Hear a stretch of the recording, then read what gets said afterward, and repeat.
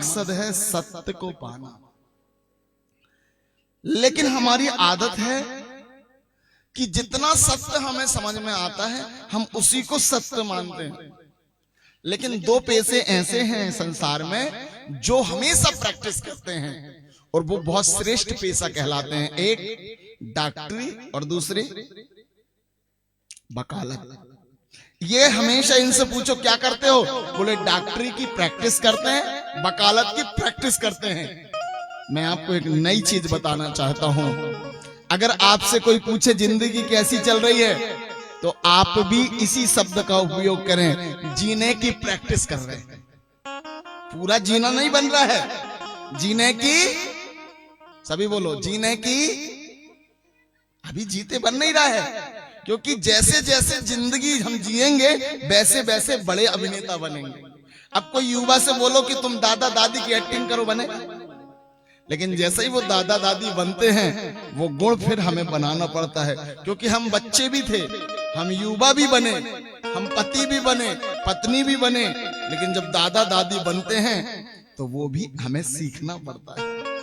इसका मतलब क्या है, जीवन के हर पल में सीखना है और जिंदगी जीना नहीं है, जिंदगी जीने की, अच्छे से जीने की हमेशा प्रैक्टिस करना है। आदरणीय श्रोताजनों, हमेशा प्रैक्टिस। बहुत सारे लोग कहते हैं महाराज जी हमारा मन नहीं लगता पूजा में, और लगता भी है तो कई जगह मन जाता है। जाता है, सच्चाई बताऊं, मन तो हमारा भी नहीं लगता। आप कहेंगे महाराज जी आप व्यास आसन में, इस दुनिया में किसी का मन नहीं लगता, किसी का तन नहीं लगता, क्योंकि बुरी चीजों में अपने आप मन जाता है, अच्छी चीजों में लगाना पड़ता है। और जब भी अच्छी चीजें करें ये समझ के चलें, इसके लिए मेहनत करना पड़ेगा। आदरणीय श्रोताजनों, इसके लिए मेहनत करना पड़ेगा। इसी के लिए ये सारे कर्मकांड बने। लड्डू गोपाल को स्नान करवाओ, शंकर जी की पूजा करो, इनको श्रृंगार करो।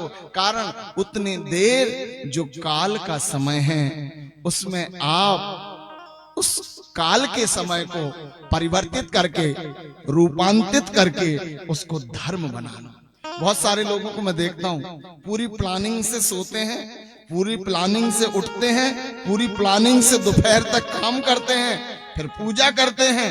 उनका सिस्टम पूरा बिल्कुल कंट्रोल में रहता है। ऐसे व्यक्तियों को जो नियम से जीते हैं व्यास आसन उनका सम्मान करती है। आदरणीय श्रोताजनों, व्यास आसन उनका सम्मान करती है। और कई लोगों का कोई और ठिकाना नहीं, 2 बज जाए पता चला स्नान ही नहीं हुआ।